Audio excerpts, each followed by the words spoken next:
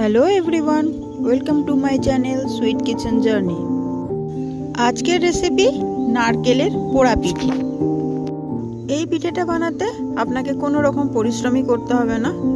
Just বেটে রাখা চাল, গুড় আর নারকেল কুড়া আর স্বাদ মতো নুন মিশিয়ে নেব।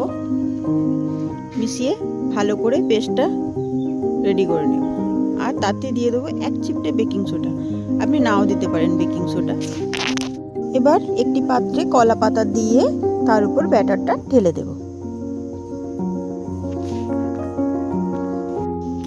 আপনি কলা পাতার জায়গায় বাটার পেপারও দিতে পারেন, তবে কলা পাতা দিলে একটা আলাদাই ফ্লেভার আসে। ব্যাটারটা ঢেলে নেওয়ার পর উপর থেকে কিছুটা ড্রাই ফ্রুটস ছড়িয়ে দেব।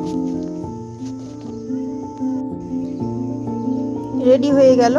এবারে এই পাত্রটিকে একটি বড় পাত্র গ্যাসে বসাবো। সেই পাত্রটা একটু গরম হলে তার উপর একটা স্ট্যান্ড দিয়ে তারপরে ওই পিঠার মোলটা বসিয়ে দেব। গ্যাসের আঁচটিকে মিডিয়াম ফ্লেমে রাখবো এবং ঘন্টা দুয়েকের জন্য বসিয়ে রাখবো।